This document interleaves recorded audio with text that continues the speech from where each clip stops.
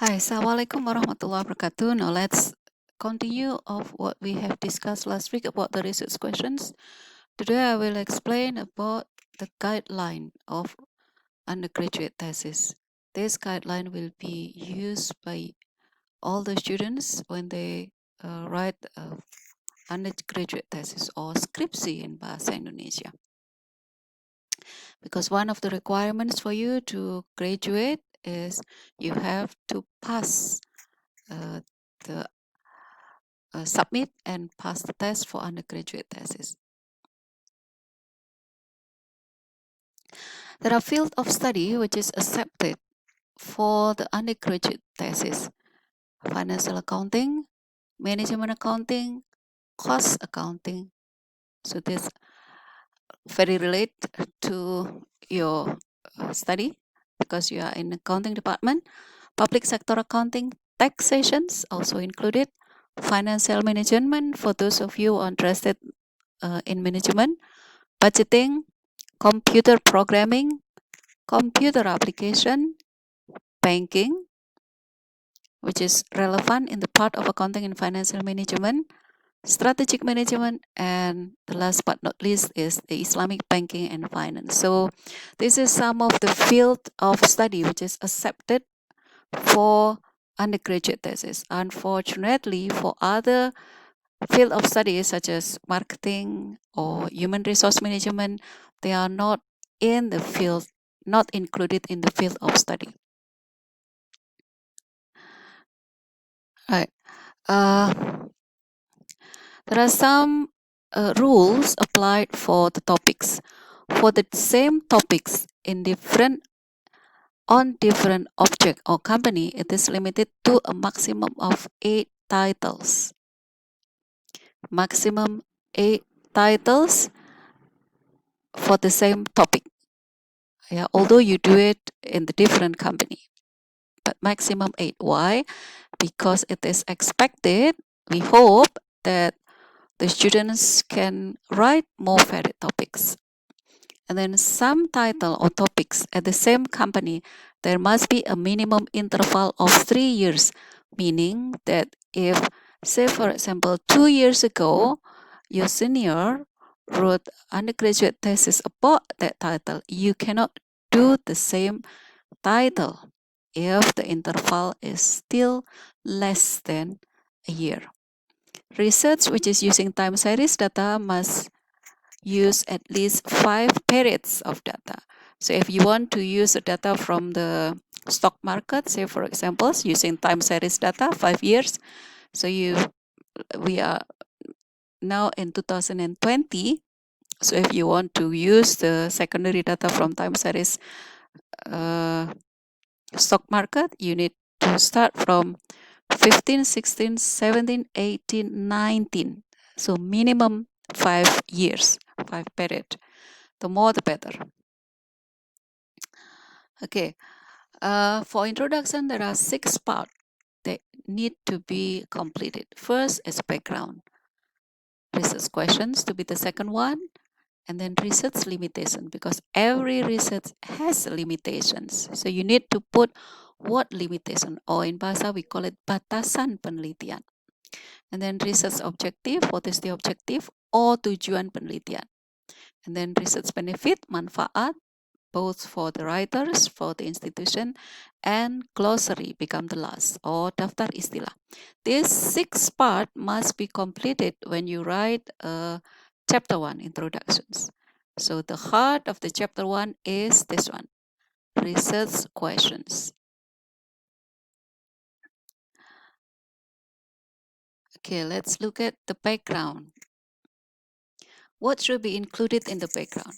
Background is explanation of rational and essential reasons that make researchers interested in doing research based on fact, data, references, and or previous research. So when you do research, there must be a logical reasons, rational one, why this topics or this title is interested to be done by you. Okay, it must be based on fact. You can try some facts, data, From where we can data, you can open the Biro Pusat Statistik. They provide data. And in the background, you should also put the explanations of gap symptoms in the field. Gaps means that if you read, say, for example, 10 papers, and you discover that among these 10, they haven't touched a variable, for example. They only use B, C, D, E, but they don't use A. So that's the gap. If you know the gaps, then you can fill up the gaps by using that variable for your own research. So finding a gap between previous research, it's not easy, yes. And you need to read and read and read. The more you read, you will find it, and summarize also. You will find what has been done, what have been done by the previous researchers, and what they haven't covered. What if they don't if they haven't covered it, so you can use it for your own research. In the background, you can also put explanations of the complexity of the problem. If the problem is ignored, it will have an impact that is difficult. Background also include approaches to address the problem from a policy and theoretical perspective. So that's why in the last part of the introductions, the background, you need to put what theory that you will use to solve the problems, and what previous research that you will use to as a base of doing your analysis. The background of the problems also include a brief explanations of the positions of the problem under study within the scope of the field of study done by the researchers.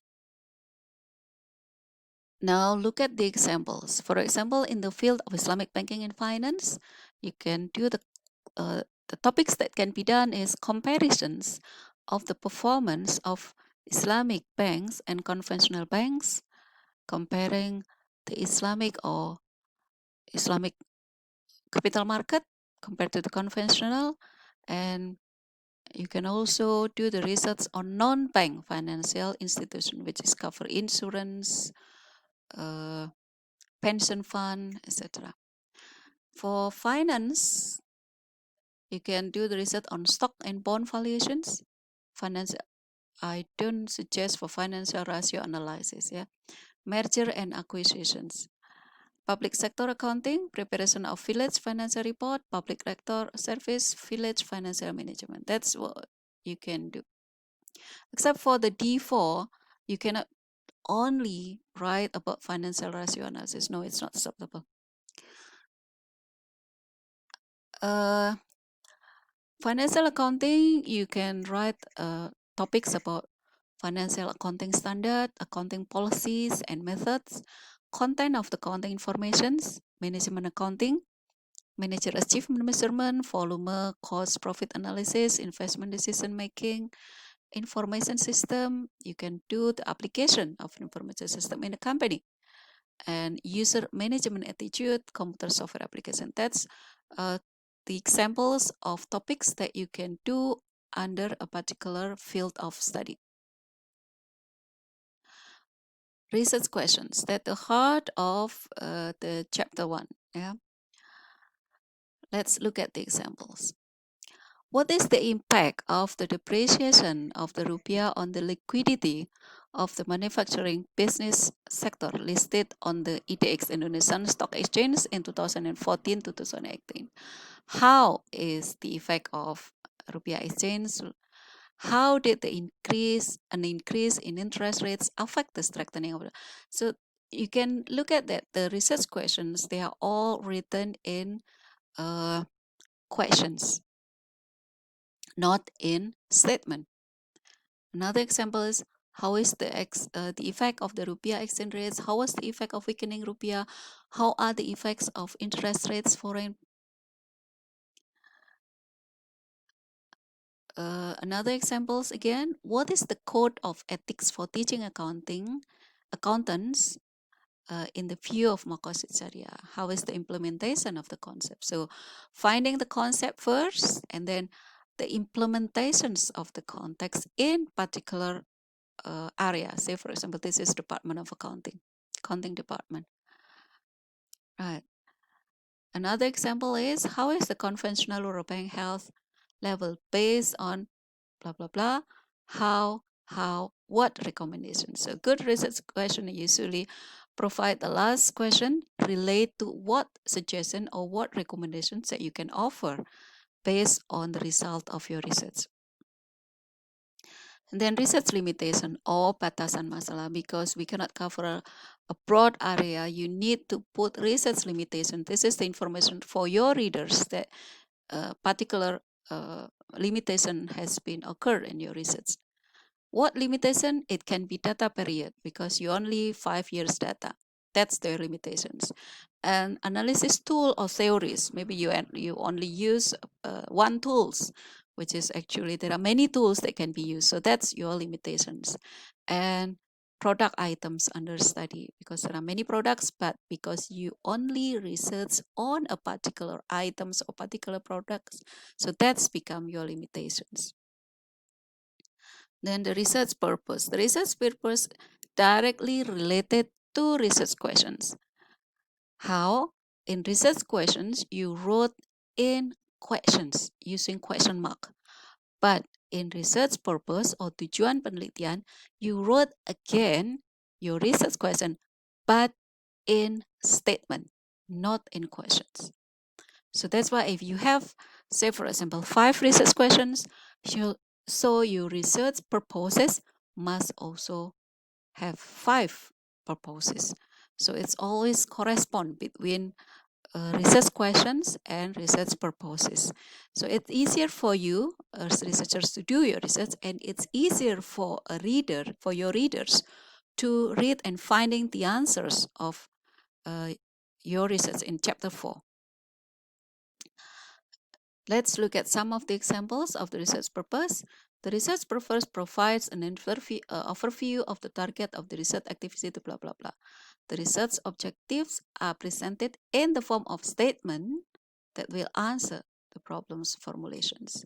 A good research question, a good research purpose is relevant to the title of the problem, clear, measurable, arranged in order, and achievable.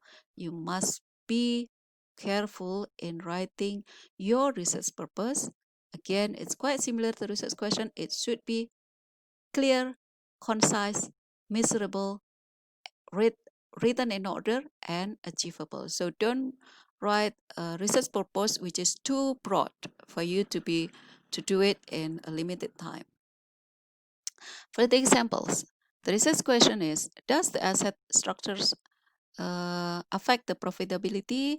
Does the capital structures? They are all written in questions. What about the research purpose? So using the same sentence, change the sentence of your research questions to be a research purpose in statement. If the question is, does the asset structure affect the profitability? And then your research purpose is to analyze, okay, to analyze the effect of blah, blah, blah. That's how to change the research questions to become the research purpose. Using the same sentence, but change from the questions to statement.